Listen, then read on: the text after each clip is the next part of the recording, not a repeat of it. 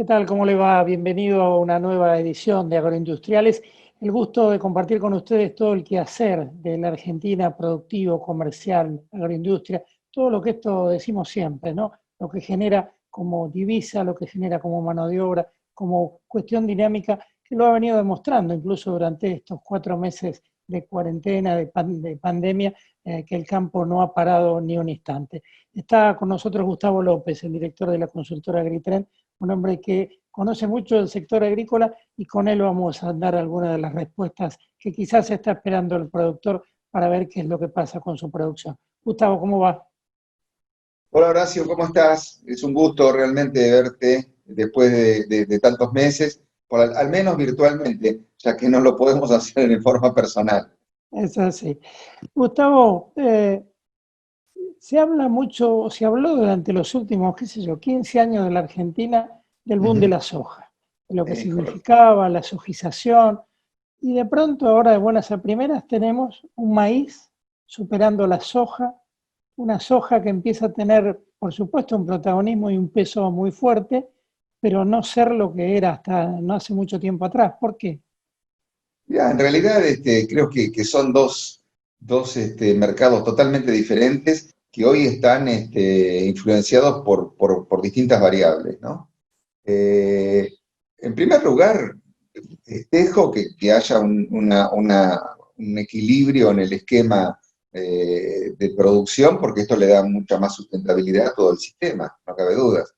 Recordá que hace, como vos bien decías, no menos de 5 o 10 años, teníamos una relación de oleaginosa del 70% con cereales del 30%. Hoy estamos prácticamente un 55% de oleaginosas, todavía con una relevancia muy grande, vía soja y el resto de maíz.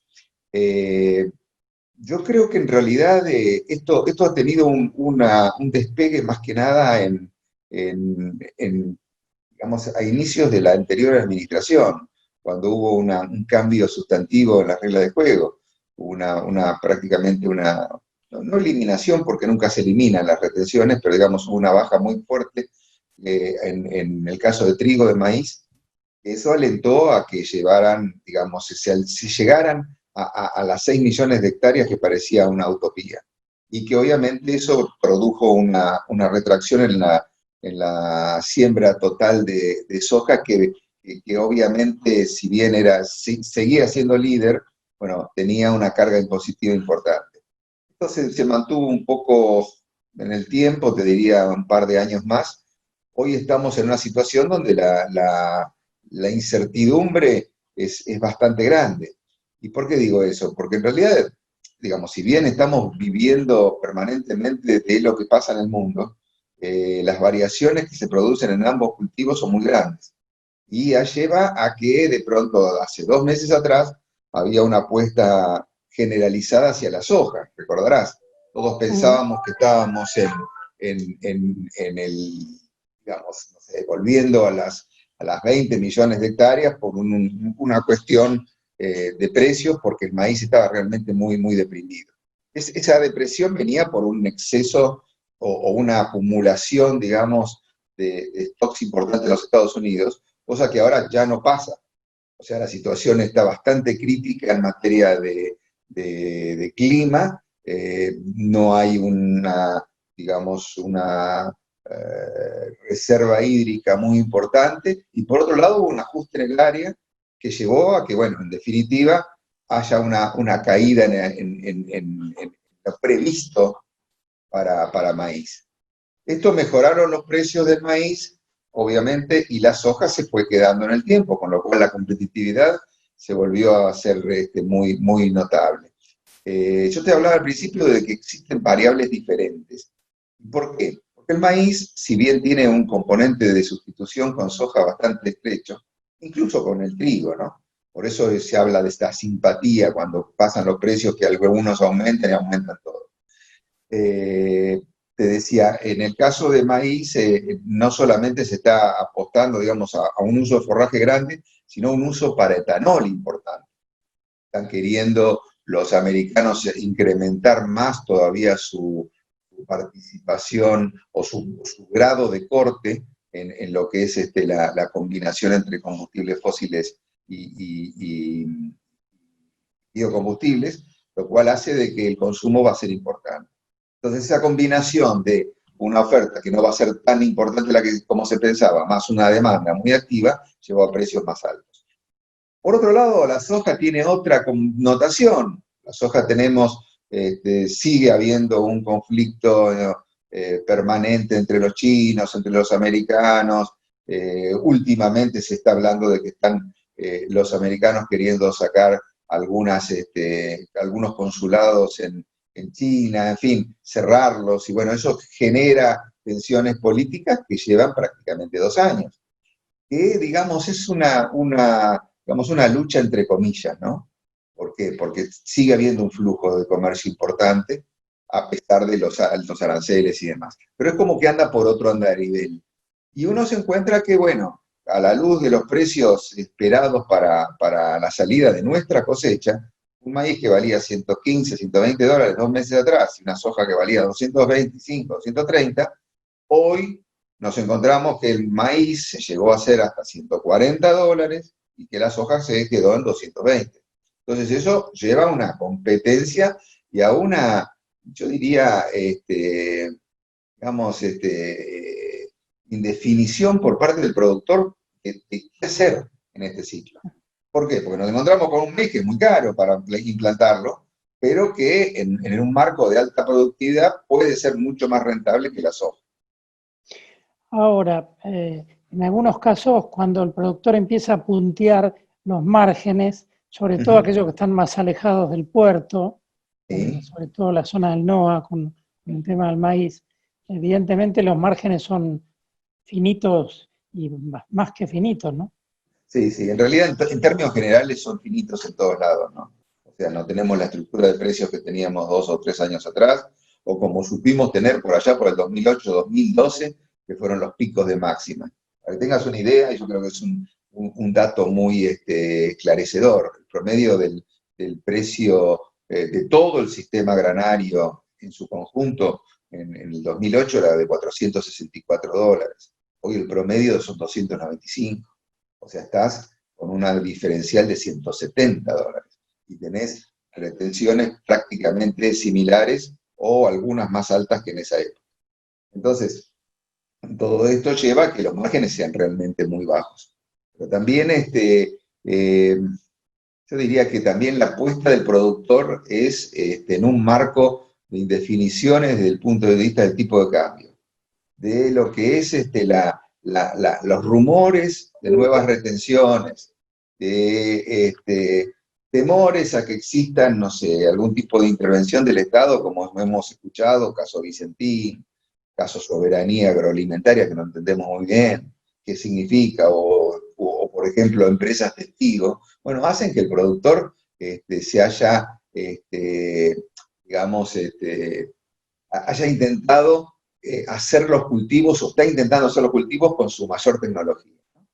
Eso lo vemos a diario, los rendimientos están creciendo a un ritmo importante en algunas zonas, y bueno, en alguna medida mejora un poco digamos, su margen final. El punto acá, Esteban, Horacio, siempre me confundo. Horacio, el tema es que hay un interrogante que es el clima. El clima me parece que va a jugar un rol importante en este ciclo, al margen de todos los aspectos que venimos citando, que no son menores. O sea, temas de, insisto, tipo de cambio, retenciones, violencia en el campo, o sea, inseguridad que no vivíamos, nunca la habíamos tenido. Situaciones complejas desde el punto de vista de la agroindustria, donde hay unas pérdidas importantes en todo lo que es la cadena sojera. En fin, una serie de cosas que son muy complejas sumadas al tema del clima. Y cuando pensamos en el clima decimos, bueno, acá tenemos dos planos. ¿Qué pasa en el hemisferio norte? ¿Qué pasa en el hemisferio sur? El hemisferio norte, como decíamos, está pasando un momento que no es el mejor. Estamos hablando de que los cultivos no están en mal estado, pero tienen unas reservas hídricas bastante limitadas. Siempre ahí existe el interrogante de, bueno, si Estados Unidos no llega a tener sus cosechas récord, como no lo ha tenido el año pasado o en los últimos años, digamos, ha habido fluctuaciones en ese sentido, automáticamente se vuelven mucho más atractivos los precios internacionales. Ahora, después bajamos al sector nuestro, a la pampeana, y en la pampeana nos encontramos con una dicotomía total en materia de régimen hídrico. Por un lado tenés todo el sudeste de Buenos Aires, que no se pudo terminar de sembrar con trigo por el exceso de agua, y por otro lado tenés yo te diría, del norte de La Pampa, oeste de Buenos Aires, Córdoba, parte de Santa Fe, con unos problemas de deficiencias muy grandes.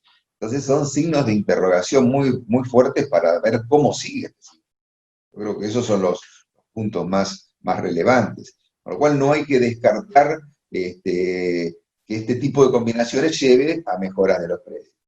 No obstante, el productor es ha tenido yo te diría, una gimnasia tan grande estos últimos años, que vos lo ves que se está moviendo rápidamente. Hoy todavía no terminó de sembrar el trigo, ya vendió 3 millones de toneladas. Ni siquiera sabe si va a sembrar el maíz, ya vendió 3 millones de toneladas anticipadamente. Y lo mismo en el caso de soja, algo menos, pero ventas al fin. Con lo cual, digamos, creo que está tratando de buscar la menor, digamos, o la mejor posibilidad de maximizar sus ingresos en un contexto de incertidumbre enorme.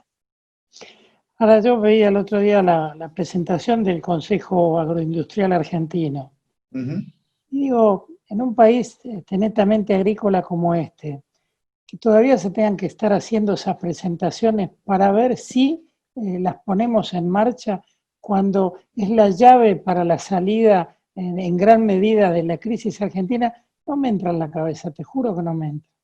Totalmente, estoy totalmente de acuerdo. Además, intento tras intento, porque esto me hace acordar a años atrás al foro agropecuario es más de lo mismo.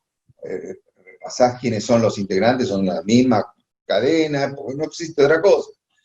Yo creo que de todas formas se sigue subestimando el sector a nivel, digamos, a nivel gobierno, al margen de los relatos o de los, como se le dice ahora, los relatos o de los discursos que se dicen, incluso a nivel de lo que es la población en general. Se desconoce totalmente. Vos fíjate, hagamos un cálculo muy sencillo. Supongamos que vendemos 10 millones de toneladas de trigo, 10 millones, que hoy está en el orden de los 200 y pico dólares FOB. Pongamos 12 millones, son 2.400 millones de dólares. Hoy tiene una carga tributaria directamente del derecho de exportación de 12%. O sea que estamos hablando de menos de 500 millones de dólares. Y estamos frenando un cultivo que tendría una capacidad de crecimiento infernal. Y así un montón de otros. Pero bueno, sigue habiendo, me parece, todavía una confusión en ese sentido muy grande. Se sigue hablando de términos totalmente perimidos, de la oligarquía, de la terrateniente, de cosas que no tienen ni ton ni son. O sea, se desconoce totalmente que hoy el campo está prácticamente explotado en un 60% por arrendatarios que son pequeños en muchos casos, que juntan una serie de hectáreas para darle a algún tipo, digamos, de unidad económica más rentable, pero que no tiene nada que ver con esas teorías tan arcaicas que uno solía estudiar hace tantos años. Y bueno, eso es lamentable. Yo veía días pasados el tema de las cotizaciones del dólar, ¿no? Uh-huh. Que el dólar Banco Nación, que el blue, que el paralelo. Yo digo, ¿cómo hace un productor cuando se sienta a comprar sus insumos, cuando ve que tiene que liquidar, cuando ve que de pronto para poder usar esa capacidad que tiene productiva, se encuentra con una incertidumbre que no sabe a cuánto le va a estar quedando, ¿no? Totalmente. Vos pensás que en realidad si uno hiciera el análisis escalonadamente, partir de un dólar de 120 mínimo en el marginal, para bajar a un turístico de en torno al de los 100, para bajar después a un oficial de 70, y después terminar en uno que estará en torno al 40 o 50 con sus retenciones y demás, con lo cual tiene un espectro enorme. Y eso en alguna medida explica también el ritmo de ventas que va teniendo el productor, porque tiene dos opciones: o se dedica a invertir en algo, o mantiene su capital, que para él es su grano, ¿no? Su resguardo de valor. En esta última de las opciones se genera ahora esta situación tan penosa de los ataques a los silos bolsas, quema de campos, en fin, una serie de cosas que son realmente insólitas, ¿no? Al menos después de tantos años nunca lo había escuchado en esa magnitud. Y la otra es empezar a transformar esos pesos en insumos. Te cuento un caso de la semana pasada. Un conocido mío, un pariente mío, que está en la zona del oeste de Buenos Aires, que quería comprar una chata, una pick-up, y bueno, entró en cola de espera. Habían vendido cerca de 60 a lo largo de julio. Y bueno, dijo, bueno, Macanudo, esperaré, no hay problema, pero bueno, mientras tanto quiero ver un tractor, algún tipo de implemento. Dice, no tenemos nada, hasta noviembre no tenemos prácticamente stock. O sea, pasó lo mismo con los fertilizantes. El primer trimestre hizo récord de importación, la gente lo compró, en un marco donde muchas veces hasta ni siquiera se sabía cuál era el dólar. ¿Lo recordarás? Si le aplicaban o no le aplicaban el concepto del dólar turístico. Entonces, creo que el productor en este marco, donde le queman los pesos, porque sabe que esto, desde el punto de vista macroeconómico, no tiene un sustento tan claro, empieza a buscar alternativas de inversión de este tipo de cosas. Entonces, uno podría hacer dos análisis: o la economía está muy floreciente porque están vendiendo nuevamente un montón de fierros, o la situación es tan grave que no saben para dónde terminar escapando y tratar de salvar sus pocos y pobres pesos, ¿no? Sí, eso que se plantea siempre, que cuando el productor tiene un peso lo invierte adentro, ¿no? Lo invierte o en su campo o en el pueblo, pero la plata siempre queda en el interior de la producción. Gustavo, agradecido por verte de esta manera, pero bueno, espero darte un abrazo pronto, y eso va a significar que ya estaremos saliendo de la pandemia, así que un gran gusto de verte, aunque sea de esta manera. Bueno, igualmente, Horacio, para mí también es un gran gusto. Hace, como decíamos al principio, mucho que no nos veíamos, prácticamente desde el 2019. Parecería que el 2020 va a quedar en el olvido. No, Ojalá quede en olvido. 18, 19, 21. Exactamente. Así que te mando un gran abrazo. El agradecido soy yo. Gustavo López, director de la consultora Agritren, contándonos estas cuestiones que tienen que ver fundamentalmente con la producción, con la agroindustria, con los granos y con esta decisión que a veces la Argentina no termina de tomar, ¿no? Es decir, bueno, nos ponemos los pantalones largos y crecemos de una vez, pero por ahora nos cuenta. El otro día me decía un productor entrerriano, si algo nos faltaba, teníamos el Estado, ahora vinieron las langostas. Pero bueno, ¿qué se va a hacer? Ya volvemos.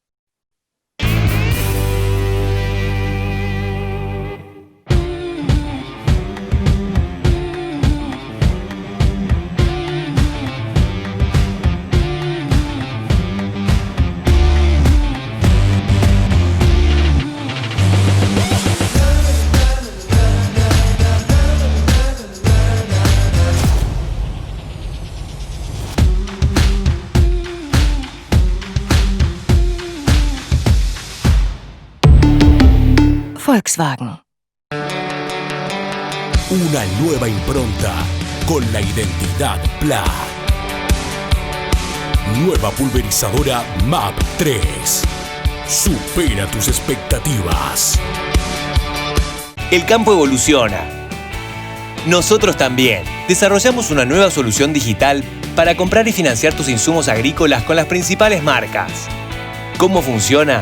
Las insumeras ingresan la compra en nuestra plataforma. Vos la probás en Office Banking o la app. Galicia Rural.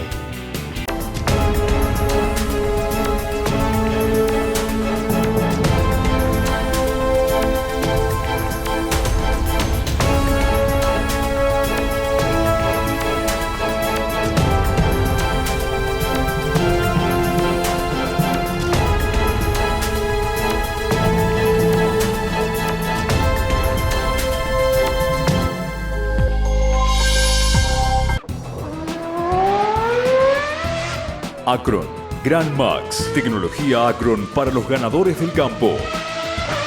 Acron, Gran Max, gran diseño, gran capacidad de trabajo, gran velocidad de descarga. Acron, Gran Max, velocidad, seguridad y eficiencia en sus cosechas. Gane con Acron, Gran Max. El asado con amigos puede esperar. Ahora es momento de cuidarnos. Por eso, quédate en casa y cocina en casa. Encontrá las mejores recetas en carneargentina.org.ar. Es un mensaje del Instituto de Promoción de la Carne Vacuna Argentina. Rotoenfardadoras Mainero, un negocio redondo, alta capacidad de compactación, gran productividad y el mayor rendimiento, con atador de hilo y red y sistema de cúter o tradicional. Hable hoy con su concesionario Mainero, tenga el mejor equipo, los mejores rollos y cierre un negocio redondo. Mainero.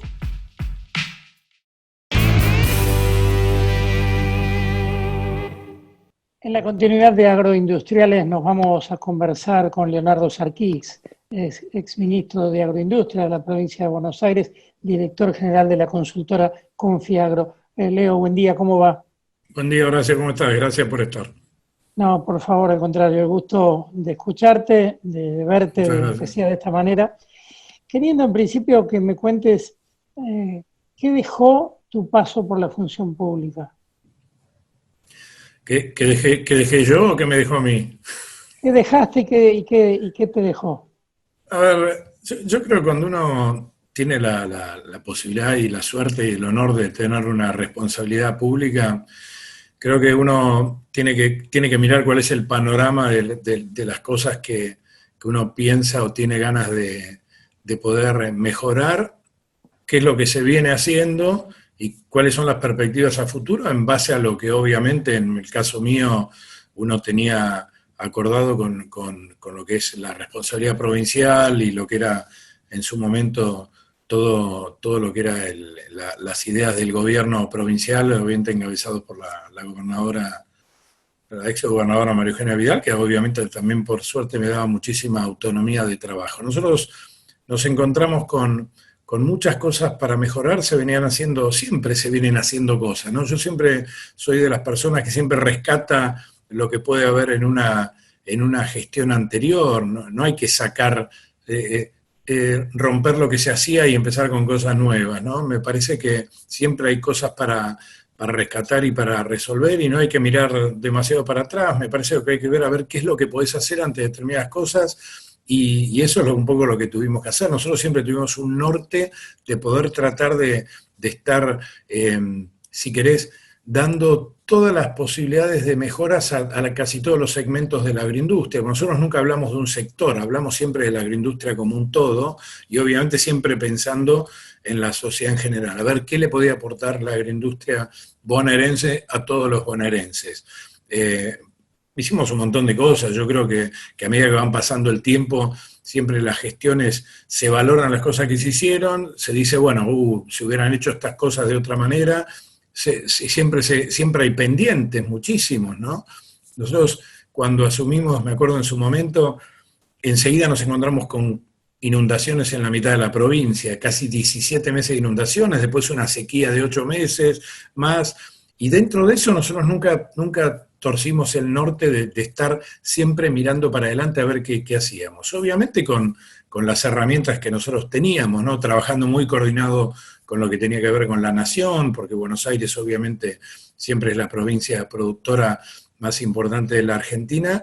Tratamos de formar los mejores equipos posibles y así anduvimos siempre, obviamente trabajando con las entidades, con los organismos públicos, con los organismos soporte, con las asociaciones, con las empresas. Bueno, hablando de lo que era el concepto de la agroindustria. Y como siempre yo digo, hicimos muchas cosas pudimos hacer y otras seguramente quedaron en el camino, ¿no?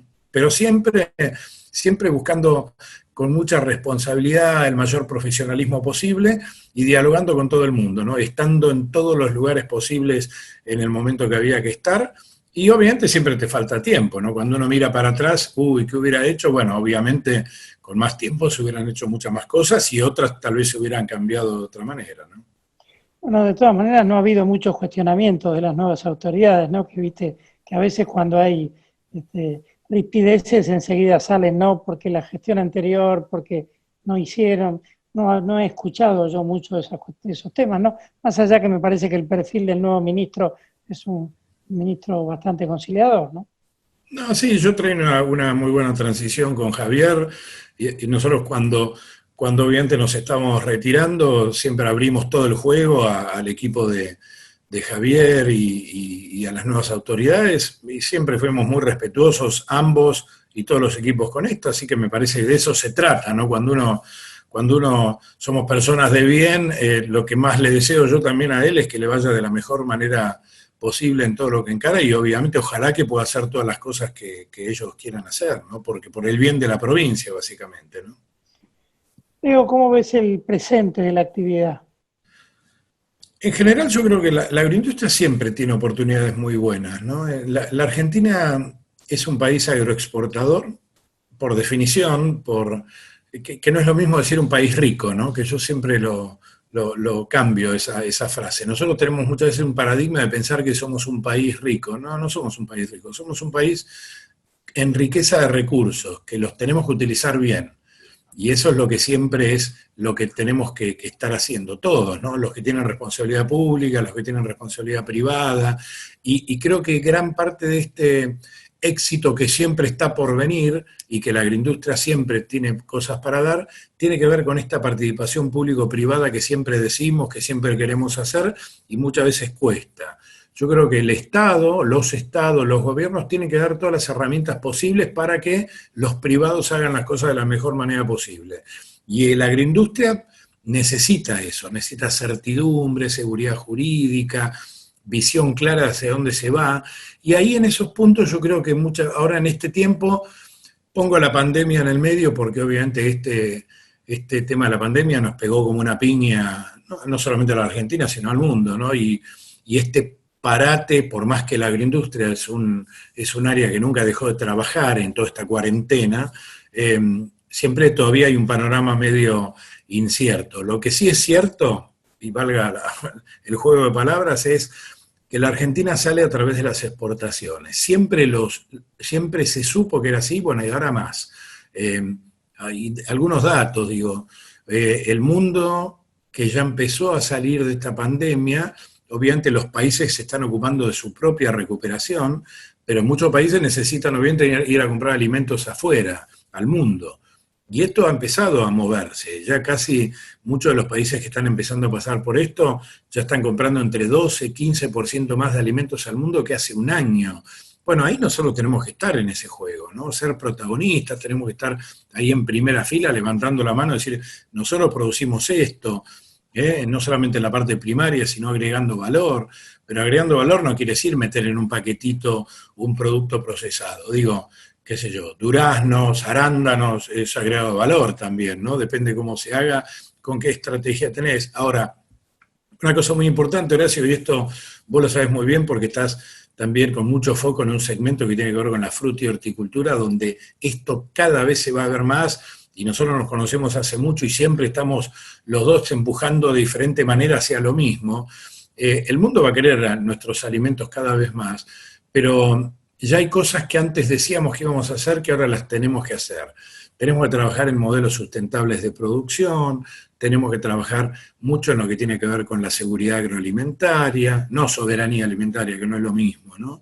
Tenemos que trabajar en la trazabilidad de los alimentos, tenemos que cuidar los recursos, el medio ambiente, tener un compromiso real con el tema del cambio climático. Bueno, todo ese combo que siempre decíamos que iba a pasar y que parecía más un cuentito o una linda frase, hoy es así, y el mundo lo va a exigir. Entonces creo que tenemos que trabajar en eso, veníamos trabajando muy bien, y creo que lo que hay que hacer es fortalecer eso, a través de cada vez más innovación, todo lo que tenga que ver con el AgTech va a tener mucho que ver con esto y este desarrollo, y creo que Argentina tiene que meterse con mucho foco en esto. ¿Por qué? Porque somos buenos produciendo alimentos. Bueno, y tenemos que hacerlo mejor, desburocratizar más, seguir haciendo esta disminución de trámites burocráticos, facilitarle a la gente cómo son las mejores formas de exportar, que no hay que llenar, no tenés que vender tu casa para poder exportar, tenés que tener las herramientas básicas para poder producir de la mejor manera, con los estándares de calidad adecuados, hacer lo que el mundo quiere, y en base a eso también vamos a mejorar internamente nosotros, ¿no? Ahora, de todas maneras, hay cuestiones que a veces me parece que ya tienen color sepia, ¿no? Otra vez una nueva propuesta de la cadena agroindustrial o de este grupo agroindustrial argentino. Digo, pareciera de manual, o sea, si vos hablas con el gobierno te dice, no, tenemos que ir por acá, tenemos que exportar, agregar valor, divisa. Hablas con los privados y resulta que cuando hay que ponerlo en marcha y decir, bueno, lo pusimos en marcha y nos olvidamos, o lo vamos aceitando a medida que van pasando el tiempo, pero no, empezamos otra vez con el tema ideológico, el tema... Bueno, yo lo que creo que esta propuesta de este Consejo Agroindustrial Argentino, no sé si creo que se llama así, me parece que, a ver, yo celebro todo este tipo de cosas, digo, cuando se bajan a lápiz y papel propuestas concretas, me parece muy bueno, digo, yo adhiero a ese tipo de cosas que pasen. Ahora, el que eso se transforme en una expresión de deseo y de la realidad depende de un montón de factores, ¿no? Digo, ahora todos tenemos que trabajar para que eso pase. El gobierno no alcanza con que diga, muy bien, los felicito, señores privados, o algún político también se lo agarre como que pueda hacer una ley a través de eso. No pasa por ahí. Acá lo que hay que hacer es saber cómo hacemos para que eso se cumpla. Porque eso se cumple y esto nos beneficia a todos, no beneficia a la agroindustria, no beneficia a los segmentos, beneficia a la sociedad. Digo, si eso arranca o eso funciona, se va a generar más empleo, más inversión, más empleo genuino, más riqueza. Bueno, eso tenemos que hacer. Ahora, depende de nosotros, solamente depende de nosotros de ponernos de acuerdo o no. Entonces, digo, vos decís otra vez con la misma cantinela. Bueno, es el momento donde si realmente los públicos y los privados se pueden unir, se tienen que unir. Si no, siempre lo ideológico de un lado va a prevalecer sobre el otro, y es lo que tenemos que evitar de que pase, ¿no? ¿Cómo estás viendo el desarrollo agrícola de la Argentina? Yo hablaba con la gente de Agritren, con Gustavo López, diciendo que hasta hace no mucho tiempo atrás la soja era el boom, y hoy de pronto nos encontramos con un maíz que viene creciendo, con condiciones importantes, con un productor que pareciera que más allá de lo que lo aporrean, va para adelante, baja la cabeza y sigue, ¿no? Bueno, el productor argentino siempre está, diría por lo menos en los últimos 15 años o 20, está más acostumbrado a trabajar en condiciones más complejas que virtuosas, ¿no? Pobre, siempre, nunca terminan de darse las condiciones reales y potenciales, siempre estamos en lo potencial. Ojalá que cuando estas condiciones se den podamos bueno, yo siempre en mi gestión lo hice permanente y lo sigo haciendo. Lo hice antes de la gestión y ahora siempre hay que agradecer al productor argentino en cómo se focaliza en lo que tiene que hacer y en lo que sabe hacer, ¿no? Porque siempre hay alguna pata de la mesa que siempre se manca y así todo, como vos decís, van para adelante. Yo creo que el desarrollo, hay como si fuera dos patas, si querés dividámoslo en lo básico que es agricultura y ganadería. Hay una transformación, obviamente, en lo que tiene que ver con la cadena de sojización.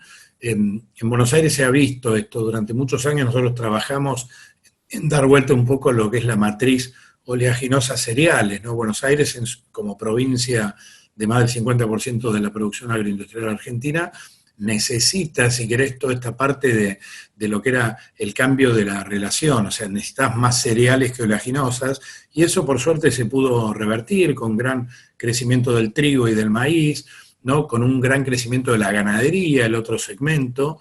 La ganadería ha tenido un boom exportador muy fuerte en los últimos 4 años, en el último año ha empezado a disminuir antes de la pandemia, de hecho, y ahora vuelta, otra vez hay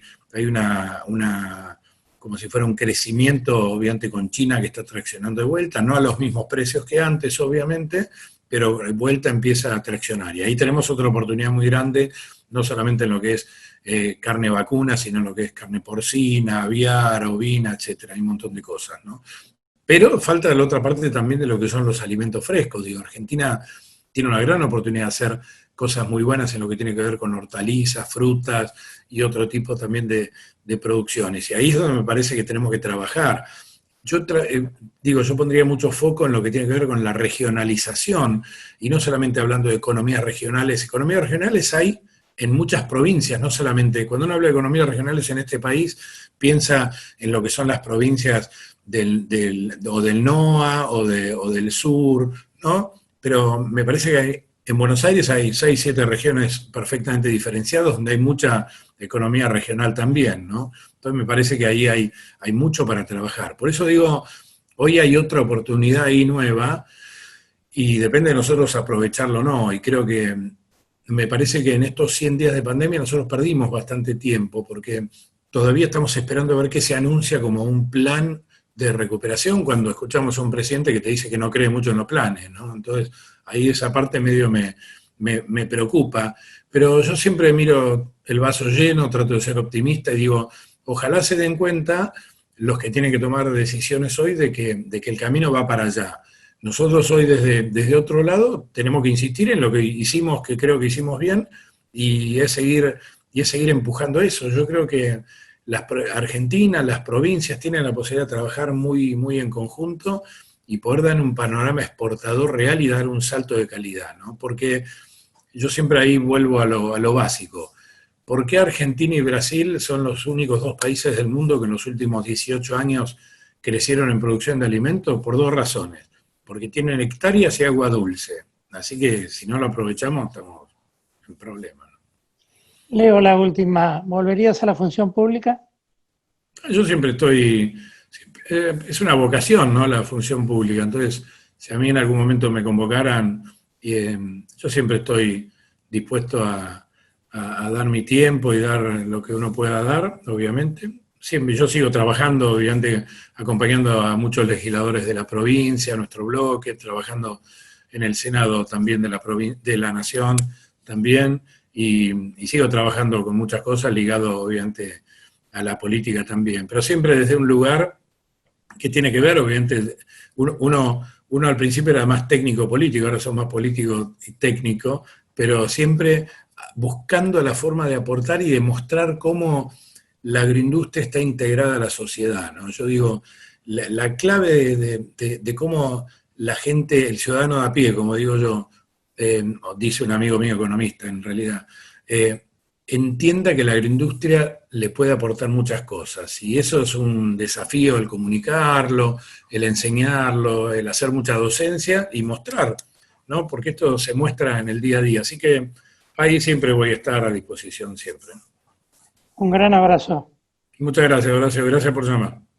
Leonardo Sarquís, ex ministro de Agroindustria de la provincia de Buenos Aires, director general de la consultora Confiagro, hablando de esto, ¿no? De nada más que juntar lo público, lo privado, ponerlo al servicio de la Argentina, y seguramente vamos a tener mucho mejor destino que el que tenemos hoy. Ya volvemos.